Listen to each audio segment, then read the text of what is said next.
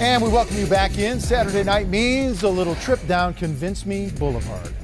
That's right, the best graphic in television and the only graphic for this kid. Sam, go ahead, take your shots. What's that? I'm convinced this homemade, time for a new book cover for this homemade book you got. That's my rule book, man. Don't disparage. There's nothing in the book but the cover. The only writing is on the outside of the book. There's nothing on the inside. It is getting a little tattered, I have to say. This is a book for dummies. I told you, ask KG to give me just a few pennies out of the Area 21 budget, and I'll go get some leather-bound books. KG tight like this, dude. He got his first dollar he ever made in Minnesota.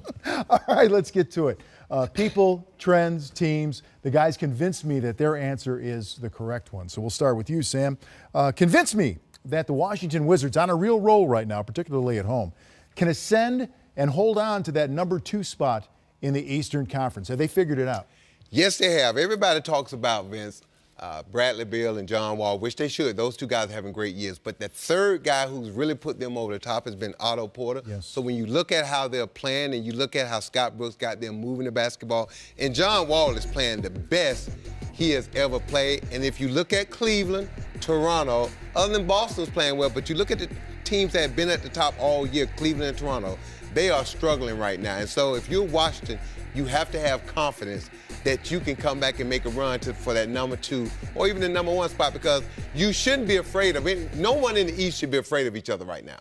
Scott Brooks said that maybe Wall is an all-NBA guy. You know, he may have reached that level with his performance this year. What say you, Mike? When Wall and Beal each score 20 or more points, they're 9-4. They're taking care of their home court right now. They've done a great job at winning games where they have to win, which is at home. Their defense is vastly improved. 12-1 when they hold opponents under 100 points. So you've got some things going on there, and the emergence of Gortat back again. He's alive, he's active, he's rebounding, he's scoring. Take that backcourt with a big guy who's rejuvenated, they can. I agree. You convinced me. I think they can as well. We get a half point apiece? Especially the way that, you get a half point apiece, 0.5. So I'm convinced. The way they're playing, and they figured something out in terms of that alpha male this and that in the backcourt. But more than that, the message for Scott Brooks and the adjustment, I think, has kicked in for Washington. They've been fun to watch. Half point each. Although I can always deduct a half point. One more crack about it. Well, penalty. Watch thank out. God I can already read, because there's nothing in there for me to read. He's just taunting me right now. All right, convince me, Mike, that the Cavs must make a roster move in order to repeat as champions. No, that's easy to do. This is the first month below 500 for the Cavaliers. Think about this. So 7-8 in the month of January. They are struggling. When Anderson went down, the only big bodies left were Tristan Thompson, Kevin Love, Channing Frye. That's it. They lost Mozgov. He was an important big piece. He took fouls. He could rebound the basketball a little bit. He defended the front of the rim for him. He could bang against other big bodies. They don't have that going on right now. Then they lose Anderson, who they brought in to try and have him as a piece of insurance. Kevin Love's back now. The spasm's taking place. He's missed a couple games. And let's talk about the backup point guard. No Mo Williams. So it's Kyrie and LeBron trying to start everything up because JR has the broken thumb. May not be back till middle or late March. So you're saying they must make a roster move? Well, they need to add pieces, yes. Wow. I agree with Coach. They need to add something. Look, listen to LeBron James, the best player on the planet in the NBA. This is all he's talking about. We need to add something. But I agree with Coach. You know, LeBron's talking about the backcourt, and they may need a guy back there. But when you watch Kyrie run that offense and LeBron with the ball, those two guys are as good as they get. I'm like, Coach, I think they need some front court help. They're thin up front. And Ernie Grunfeld used to say this to me all the time, my first year in Milwaukee. You may not need bigs to win the championship, but you need them to get there. And on this journey, they're going to run into a team where they're going to have to use their bigs and go deep with the big guys. And right now, they're thin up front. And Kevin Love has been in and out with back spasm. If he goes down, that means LeBron's got to have to slide to that 4th position. Mm-hmm. And I don't want LeBron in the paint banging for 40 minutes a night. You want him out front facilitating and getting the ball moving. Well, I have to agree. I think they need a rim protector. Birdman did not work out. I didn't like the signing in the beginning with him and the team. He's injured now. They've got to get size inside and get rim protectors because aside from Tristan Thompson, and I know Love gets his rebounds, but Tristan Thompson's the only guy That's it. right now. That's if he goes pretty thin. down, even with they a will shorter, really be in trouble. even with going down to 8 guys maybe in postseason. So once again, split the point. They should make a roster move. Maybe after the trade deadline, possibly sign someone. Sounds to me like he's kind of riding our backs right He now, is, doesn't isn't it? Yeah. Okay. We need to buck him off, Coach. I'm keeping score over here. So now we got a full point. That just means let you both know. of us, right? Okay, convince me, Sammy, that even in a season, here's where it gets a little tougher. Even in a season that includes this Westbrook and Harden performance that's taking place, that you can make a case for Isaiah Thomas as MVP. Absolutely, that's easy. Look, Westbrook and Harden, but they're having unbelievable seasons, but quietly, not even quietly, look at what Isaiah Thomas has done in the Boston Celtics. Go back 3 weeks when Isaiah Thomas was hurt. Nobody was talking about Boston, right, Coach? Boston were losing games. They couldn't get it going. All of a sudden, Isaiah Thomas comes back.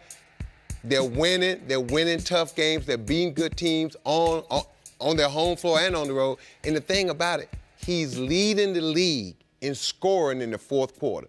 Do you understand how important it is? Fourth quarter is winning time, and you put the ball in your best player hands in the fourth quarter, either to score or facilitate. And he's been the best in the fourth quarter. And I know people don't understand that when you talk about Harden, Westbrook, Durant, Curry, and all those guys, but little Isaiah Thomas has been the best in the NBA in the fourth quarter. He's a closer, all right. But and Boston is winning. They're climbing up. But, Mike, is it enough? Is it enough? Can you really try to convince somebody that it wouldn't be Harden or Westbrook? I think it's pretty easy, actually. I think Sam just made you aware of the fact that this guy is not afraid of the moment. That fourth quarter, when the ball's in his hands and he knows he has to produce, he's gone out and he's done that. This is a very, very good Celtic team. In week number 3, I had a Boston Celtic game, and Brad Stevens said, Isaiah Thomas is, and it was 3 of these, very, very, very good. He saw it. He saw that Isaiah Thomas had gone to a different level altogether. He saw the confidence that he played with. He saw the team following the lead of Isaiah Thomas. He's taken over, spokesperson and leader on the floor. Coach, you've coached a lot of great players. There's times in that huddle, last minute of a game, and you look in your star eyes. Some nights they didn't want the basketball, and you knew it.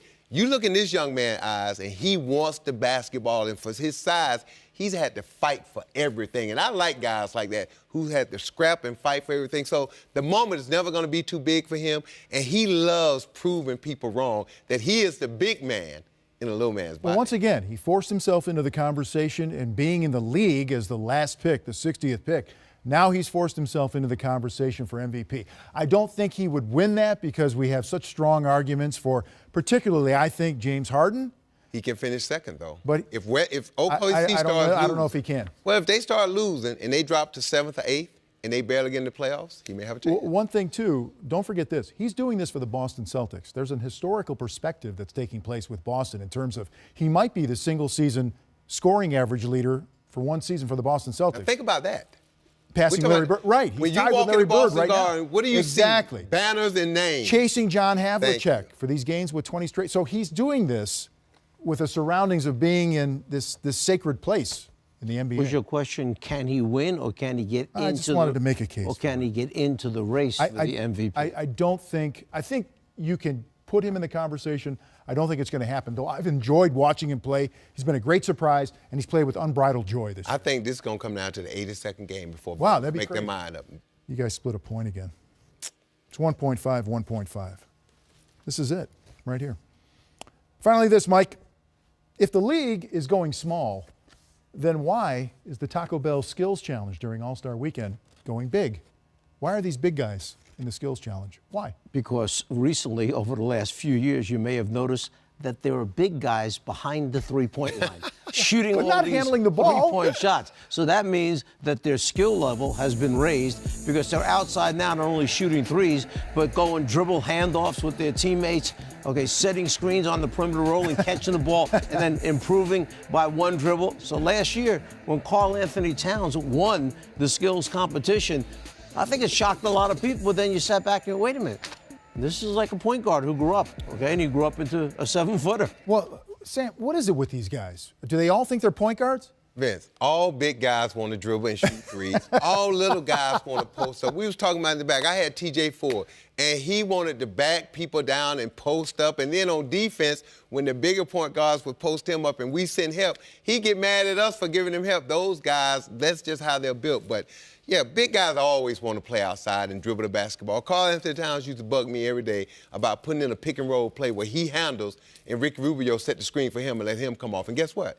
We did it because he proved he could handle the ball and make the decisions. But once these guys win a skills competition like Cat did, and maybe it's going to be DeMarcus Cousins, maybe KP, can you ever get them fully back? Are they ever going to come back? Absolutely. All right. Yeah, they know where their bread is buttered at. And it may help you out a little bit because you can say to them, listen, you can do this because we just seen you do it and you won at All-Star Weekend, so we're going to put a little more responsibility on you making good decisions with the basketball. You guys, I made it easy for you. So you tied at 2. Here's your tiebreaker. Give me the winner, Mike, in Super Bowl LI on Sunday. Well, this is hard for me because I lived in Atlanta for so many years and I have that Atlanta red blood flowing through my veins. However, quickly you flipped on that. Having said that, I think New England is your winner. So you're going to lay the 3 points? I am going to. Okay. I'm not going to say that. You see my tie, and I'm just going to do this, baby. The dirty bird, come on. Atlanta. Well, that It's not even going to be close, man. It's going to be by 2 touchdowns. One of us will split the contest right By 2 touchdowns. All right, we will find out the winner 2 touchdowns. I'll take next that week. I got the coach. That dollar we always bet, got it. Can I, if you bet $1, can the winner buy me a new cover for my book? You remember that movie Trading Places? Yeah. More than that. $1. There you go, coach. Here's your dollar. All right, that's going to do it for us. When we come back, we'll delve a little bit deeper into the Cleveland Cavaliers situation. Is LeBron going to get help? We'll go to one of the voices of the Cavs to get some answers as his team sets up Saturday in New York.